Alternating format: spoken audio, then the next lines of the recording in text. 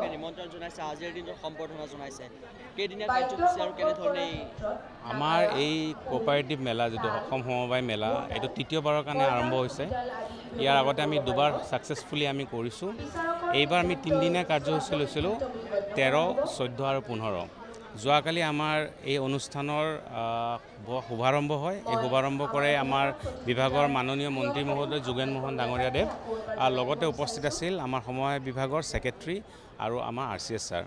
আৰু আমাৰ এই যে তিনিদিনীয়াকৈ আমি মেলা আমি আয়োজন কৰিছোঁ ইয়াৰ উদ্দেশ্য হ'ল যে বিভিন্ন ধৰণৰ কোঅপাৰেটিভ সোসাইটিবিলাকে যাতে আমি এখন মঞ্চ দিব পাৰোঁ তেওঁলোকৰ প্ৰডাক্টবিলাক যাতে আমি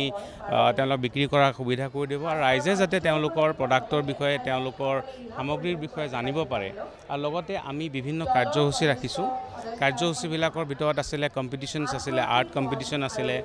সেমনিয়াৰ মাজত আছিলে স্কুলৰ আৰু কলেজৰ ল'ৰা ছোৱালীৰ মাজত আমাৰ কুইজ কম্পিটিশন আছিলে ইয়াৰ উদ্দেশ্য আছিলে যে এই ধৰণৰ প্ৰতিযোগিতাৰে যাতে আমি সমবায় বিভাগৰ সমবায়ৰ যিটো উদ্দেশ্য সেইটো ৰাইজৰ ওচৰত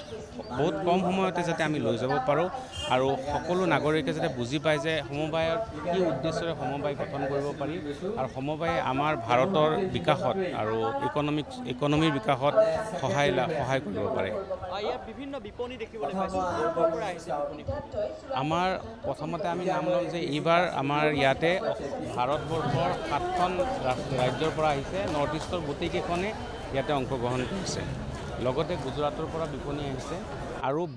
অসমৰ বিভিন্ন জিলা ধেমাজিৰ পৰা লওক আপুনি ধেমাজি উজনি অসমৰ পৰা আৰম্ভ কৰি একদম নামনি অসমৰ ধুবুৰীৰ পৰা বৰাক ভেলীৰ পৰা বিভিন্ন 137 বিপণী ইয়াতে অংশগ্ৰহণ কৰিছে গতিকে আমি ইয়াতে বিশেষকৈ সমবায় বিভাগে সমবায় সমিতিসমূহে যিবিলাক তেওঁলোকে সামগ্ৰী উৎপাদন কৰে যেনেকুৱা ধৰক হস্ততাঁত তেওঁলোকৰ থলুৱা খাদ্য থাকে তেওঁলোকৰ বিভিন্ন ধৰণৰ মণি মুকুতাৰ সামগ্ৰী থাকে কমাৰ শিল্প থাকে তেওঁলোকৰ কঁহাৰৰ বস্তু থাকে হস্ততাঁত মানে ধৰক তেওঁলোকৰ মেটেকাৰ তেওঁলোকে বিভিন্ন ধৰণৰ সামগ্ৰী উৎপাদন কৰে এইবিলাকো তেওঁলোকে ইয়াতে প্ৰদৰ্শন কৰিবলৈ সক্ষম হৈছে অসম চৰকাৰৰ এটা অতি গুৰুত্বপূৰ্ণ বিভাগ ভূমি সংৰক্ষণ বিভাগ আৰু ভূমি সংৰক্ষণ বিভাগৰ কৰ্মচাৰীসকলৰ বিষয়া কৰ্মচাৰীসকলৰ এখন যৌথ মঞ্চ সদৌ অসম ভূমি সংৰক্ষণ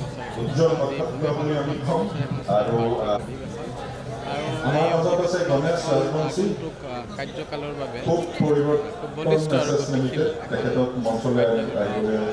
সমিতি ইয়াত গঠন হৈছে আমি এই সমিতিখনলৈ সদৌ অসম কৰ্মচাৰী পৰিষদৰ পৰা অভিনন্দন জনাইছোঁ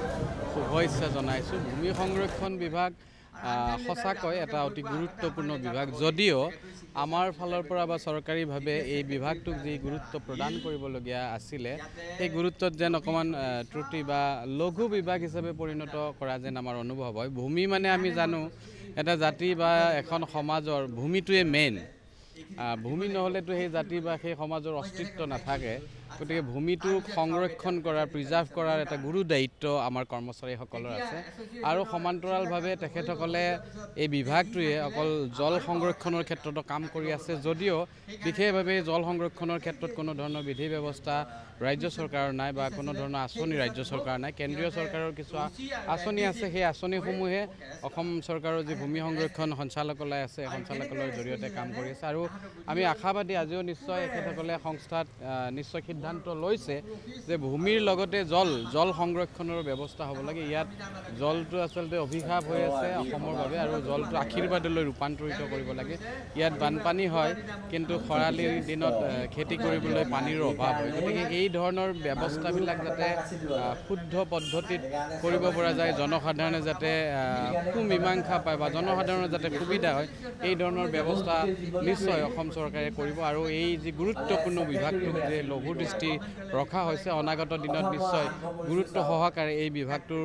কাৰ্যক্ষম কৰি তোলাৰ ক্ষেত্ৰত বিধিগত কাৰ্য ব্যৱস্থা গ্ৰহণ কৰিব আমি আশাবাদী আৰু আজিৰ এই অধিৱেশনস্থলীৰ পৰা বিভাগীয় কৰ্তৃপক্ষৰ চৰকাৰকো আমি আহ্বান জনাম এই ভূমি সংৰক্ষণ বিভাগটোৰ আৰু অধিক কাৰ্যক্ষম কৰি তোলক আৰু ইয়াৰ লগতে জল সংৰক্ষণৰ ক্ষেত্ৰতো ব্যৱস্থা গ্ৰহণ কৰাৰ বাবে আমি আবেদন জনাম এই সদৌ অসম ভূমি সংৰক্ষণ কৰ্মচাৰী সন্থাৰ নতুন যিখন সমিতি হৈছে সেই সমিতি আজি সভাই সৰ্বসন্মতিভাৱে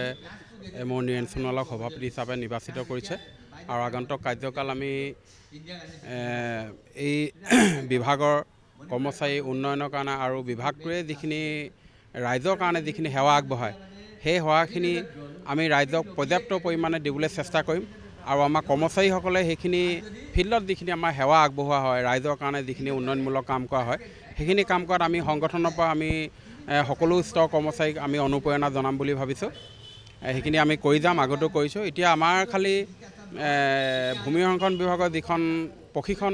স্কুল ট্ৰেইনিং স্কুল সেইখন মাহুৰত আছিলে মাহুৰত আজি কিছু বছৰ ধৰি বন্ধ হোৱাৰ কাৰণে এতিয়া আমি শ্বিলঙৰ বৰ্ণিহাটত লৈ আছিলোঁ মেঘালয় চৰকাৰৰ আণ্ডাৰত কিন্তু এতিয়া আমাৰ ভূমি সংৰক্ষণ বিভাগে ৰিচেণ্টলি আমাৰ স্কুলখন অপেনিং কৰিছে লকৰা ফালে সেইখন আমি এতিয়া গভৰ্ণমেণ্টক দাবী জনাইছোঁ 2025 বৰ্ষৰ পৰাই যাতে আমাৰ বিভাগৰ মানুহে তাতে প্ৰশিক্ষণ লৈ সেই প্ৰশিক্ষণৰ যোগেদি ফিল্ডত আমাৰ যিখিনি ফিল্ড ৱৰ্ক হয় সেই কামখিনি কৰি যাতে ৰাইজক মানে যথাযথ সেৱা আগবঢ়াব পাৰে আমি সেইখিনি এতিয়া চৰকাৰক আজি আমি দাবী জনাইছোঁ সেইখিনি আৰু কথা তেনেকুৱাখিনি বাকী আমি নিজৰ হিচাপে আমি যি জেগাতে সেৱা কৰিছোঁ সেই জেগাত আমি ভূমি সংৰক্ষণ বিভাগৰ লগত আমি জল সংৰক্ষণৰ বিভাগৰ কামখিনিও আমি এতিয়া কৰিব বিচাৰিছোঁ যাতে ছইল এণ্ড ৱাটাৰ কনজাৰ্ভেশ্যন হিচাপে আমাৰ বিভাগটোৱে ভৱিষ্যতলৈকে মানে এটা হেৰি কঢ়িয়াই নিব পাৰে